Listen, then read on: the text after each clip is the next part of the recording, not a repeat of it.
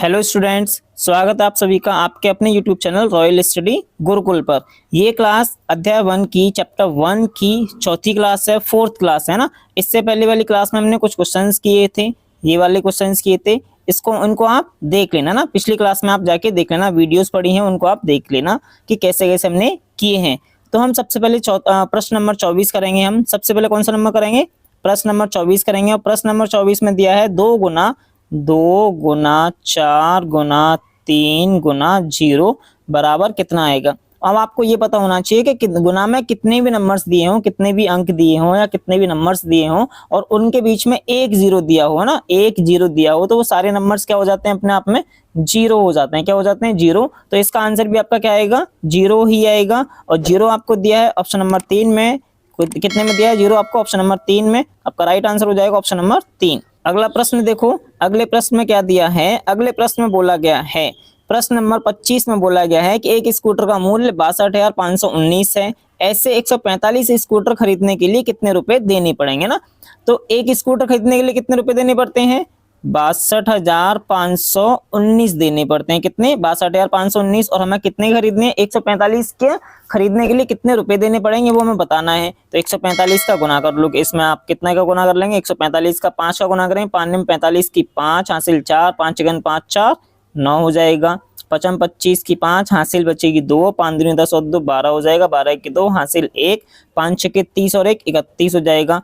अब हम 4 का गुना करने से पहले यहाँ कराएंगे, लगाएंगे क्रॉस का निशान, क्रॉस का साइन लगाएंगे। अब 4 का गुना करेंगे 9 में, 4 निम 36 होता है। 4 निम 36, 4 एकन 4, 4 निम 36 हासिल 3 बची, 4 एकन 4 और 3 7 होता है। कितना होता है? 7। अब हम करेंगे 4 का गुना 5 में, 4 पंजे 20, 20 की 0 हासिल बचेगी 2, 4 दूनी 8 और 2 10 की 0 हासिल बचेगी 2 1, 4 6 24 और 1 24 और 1 25 हो जाएगा। कितना हो जाएगा? 25।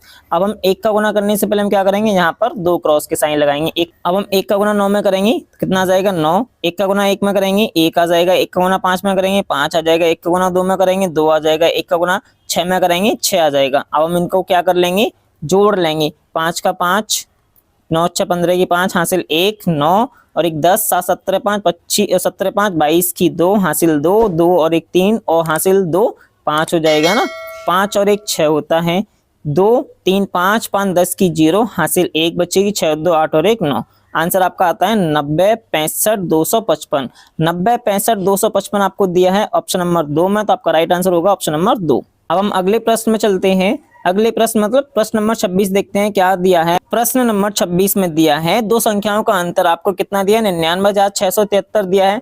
छोटी संख्या 3,62,781 है, तो बड़ी संख्या क्या होगी? मान लो दो संख्याओं का अंतर दिया है और उसमें से छोटी संख्या दी है, तो हम बड़ी संख्या मान लेते हैं कितनी? x। क्या मान लेते हैं? x। और x में से अगर छोटी संख्या घटाते हैं, x में से छोटी संख्या कितनी? 3,62,781 घटाते हैं तो कितना आंसर आता है? 99,673 आता है ना। अब हमें ये संख्या निकालनी है, तो इस संख्या को निकालने के लिए x हम यही रखेंगे 99,673। अब ये संख्या अगर हम इधर लेके जाएंगे, इक्वल के साइड लेके जाएंगे तो क्या हो जाएगा? प्लस हो जाएगा और ये हो जाएगा 3,62,781 हो जाएगा। अब इन दोनों को हम अगर जोड़ लेंगे, इन दोनों को जोड़ लेंगे तो क्या आ जाएगा? इन दोनों को जोड़ के 3 और 1 4 होता है। 7 8 15 की 5 हासिल 1 है ना।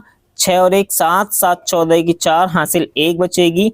9 और 1 10, 9 और 1 10 2 12, 12 की 2 हासिल 1 बचेगी। 9 9 में हासिल 1 जोड़ लेंगे 10, 10 6 16 हो जाएगा। 16 की 6 हासिल 1। अब इधर कुछ नहीं है तो यहाँ बचा आपके पास 3, 3 में 1 जोड़ेंगे तो कितना हो जाएगा? 4। अब आपका आंसर निकल आया 4,62,454 और 4,62,454 दिया है आपको ऑप्शन नंबर 3 में, तो आपका राइट आंसर होगा ऑप्शन नंबर 3। अगले प्रश्न पर चलते हैं। प्रश्न नंबर 27 में देखो क्या दिया है। प्रश्न नंबर 27 में दिया है 7 अंकों की सबसे बड़ी और सबसे छोटी संख्या के अंतर में 6 अंकों की सबसे बड़ी संख्या जोड़ने से योगफल होगा। आपको सबसे पहले क्या निकालना है? 7 अंकों की सबसे बड़ी संख्या लिखनी है। 7 अंकों की सबसे बड़ी संख्या 7 बार 9 लिख देंगे। कितनी बार? 7 बार 9 लिख देंगे। कितनी बार लिख देंगे? 7 बार 9 लिख देंगे ना, तो ये सबसे बड़ी संख्या होगी। और 7 अंकों की आपको सबसे छोटी संख्या लिखनी है। 7 अंकों की सबसे छोटी संख्या कितना है? 1 लिख के उसके पीछे 6 बार 0 लिख देंगे। क्या लिख देंगे? 6 बार 0 है ना, ये लिख देंगे हम 6 बार 0। अब इनका हमें अंतर निकालना है। अंतर निकलेगा तो 9 9, यहाँ भी 9 आ जाएगा, यहाँ भी 9, यहाँ भी 9, यहाँ भी 9। अब 9 9 कैसे आएगा, 9 में से 0 माइनस करेंगे तो 9 ही आता है, और यहाँ 9 में से 1 माइनस करेंगे तो 8 आ जाएगा ना। अब आपको क्या बोला है कि ये जो अंतर निकला है, ये जो अंतर निकला है, इसमें क्या करो, 6 अंकों की सबसे बड़ी संख्या जोड़ दो, है ना। जोड़ने से योगफल पता करना है, तो क्या करेंगे, इस अंतर में हम 6 अंकों की सबसे बड़ी संख्या जोड़ देंगे। तो सबसे पहले हम ये लिखेंगे 8 9 9 9 9 9 और 9। अब इसमें हम 6 अंकों की सबसे बड़ी संख्या जोड़ देंगे, तो पीछे से 6 बार 9 लिख दो। कितनी बार, 6 बार 9 लिख देंगे। कितनी बार लिख देंगे, 6 बार 9 लिख देंगे, और इन सबको हम जोड़ देंगे। 9 9 18 होता है, 18 की 8 हासिल 1, 9 9 18 और 1 19, 19 हासिल 1, 9 9 18 और 1 19 की 9 हासिल 1, 9 9 18 और 1 19 की 9 हासिल 1, 9 9 18 और 1 19, 19 की हासिल 1, 9 9 18 और 1 19, 19 की 9 हासिल 1। अब 8 में अगर हम हासिल 1 जोड़ देंगे तो 9 हो जाएगा ना।